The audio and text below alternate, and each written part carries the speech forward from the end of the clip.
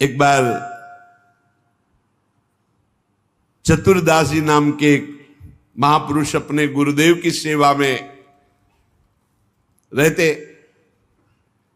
बड़े भाग्यशाली होते हैं जो गुरु की सेवा प्राप्त हो जाती है, बड़े भाग्यशाली होते हैं। रसिक गुरुदेव की सेवा, जैसे महापुरुषों की सेवा में जो रहते हैं उनको हम महापुरुष के समान ही मानते हैं। गुरुदेव के चरणों में बाद में प्रणाम करेंगे, मानसिक पहले गुरु चरणों की सेवा में रत रहने वालों को प्रणाम करते हैं। और जब नजदीक वो किसी सेवा निमित्त नजदीक आते हैं तो उनके भर नेत्र चरण देखते हैं और उनके चरणों में बार बार प्रणाम करते हैं। क्यों?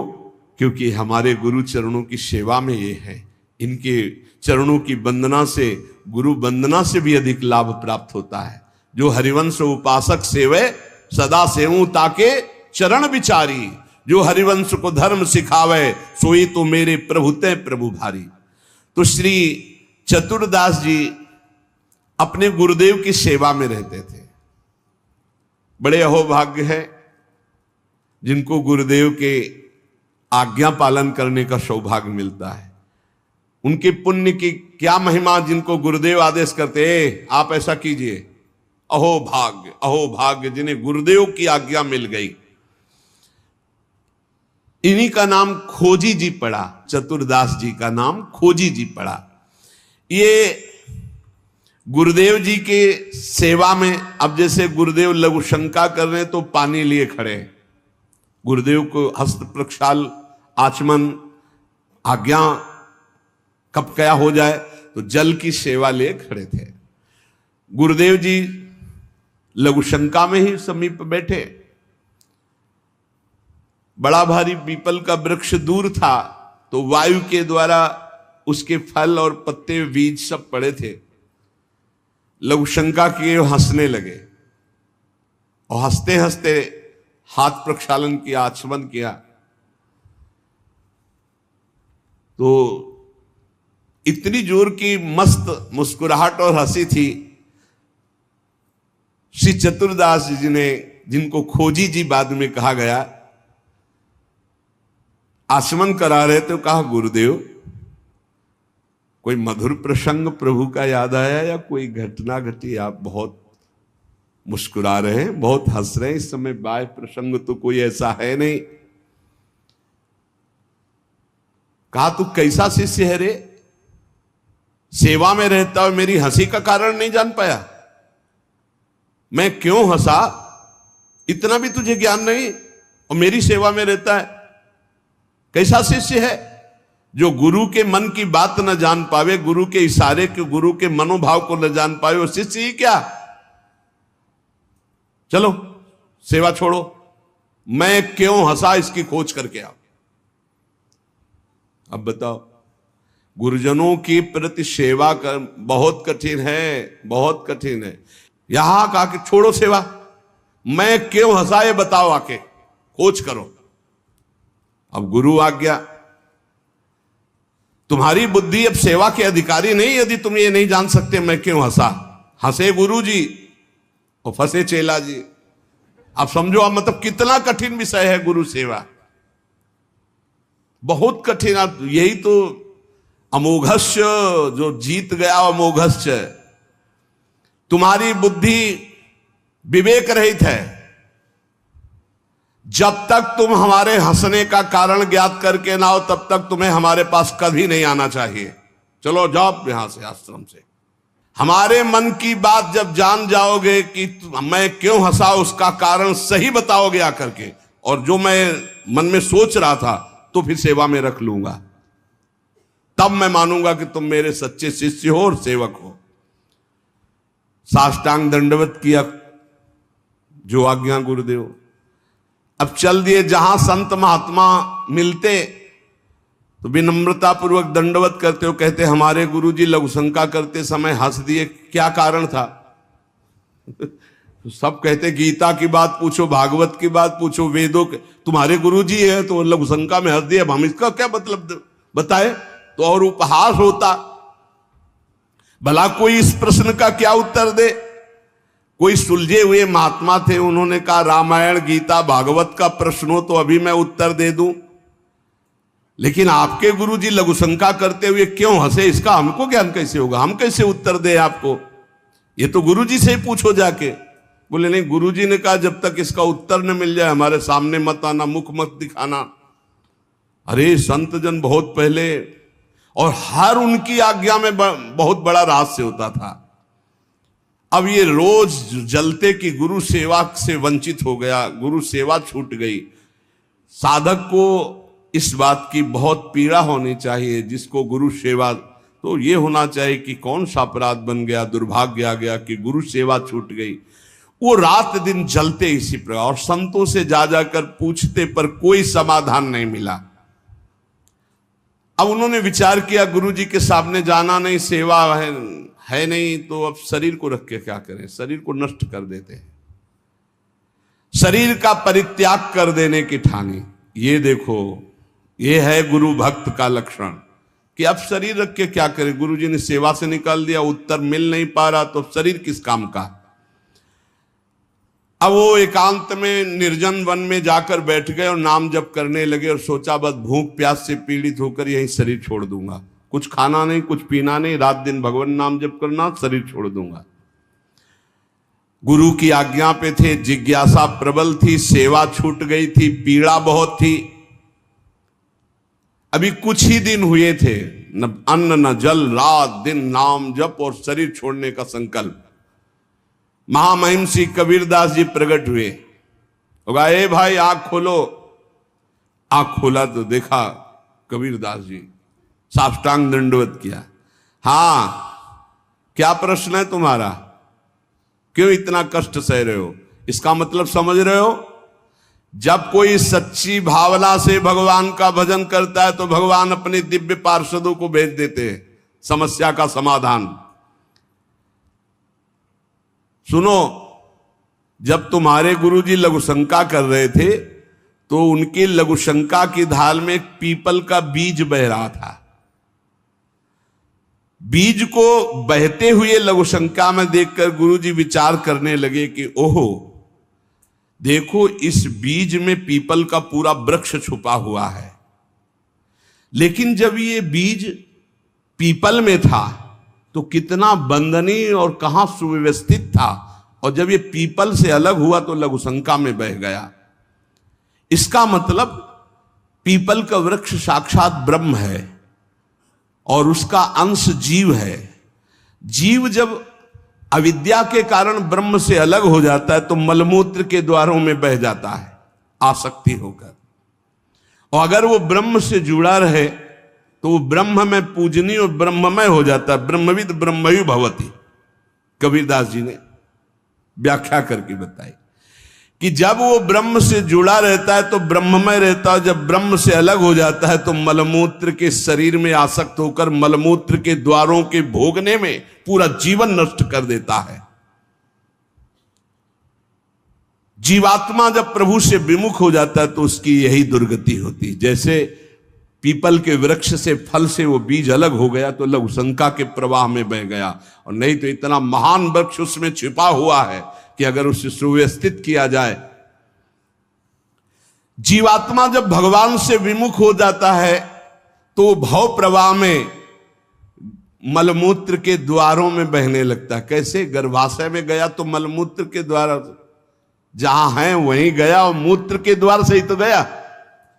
जीवात्मा का सृजन कैसे हुआ, मूत्र द्वार से ही हुआ, और है कहां, गर्भाशय के आसपास मलाश्रय मूत्राश्रय। जीव जबते हरिते बिलगान्यो तबते देह गेह निज जान्यो, माया बस स्वरूप बिसरायो तेहि भ्रमते दारुण दुख पायो।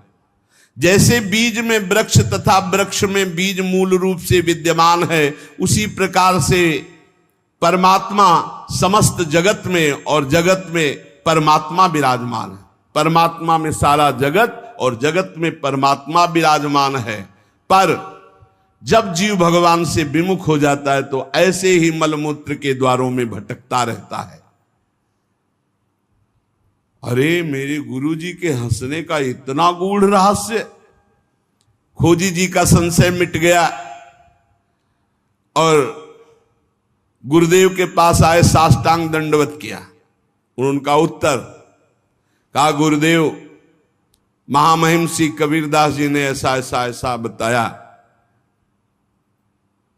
गुरुदेव पुनः मुस्कुराए और कहा, एक प्रश्न ने तुम्हें सिद्ध बना दिया, क्योंकि सिद्ध महापुरुष का दर्शन सिद्ध ही बना देता है। अब आज से तुम हमारे समान सिद्ध हो गए हो। अब तुम आज से हमारे मन की सारी बातें जान लोगे।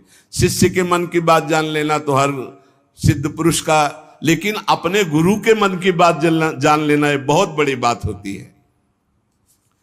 कुछ समय बाद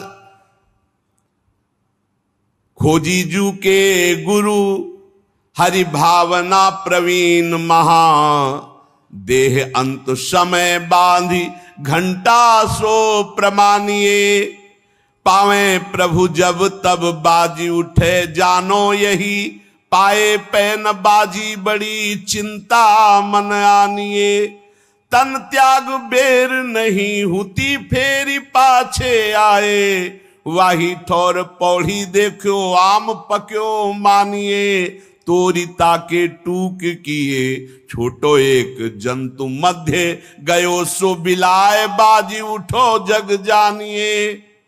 खोजी जी की बड़ी महिमा प्रकाशित हुई। गुरु भक्त थे।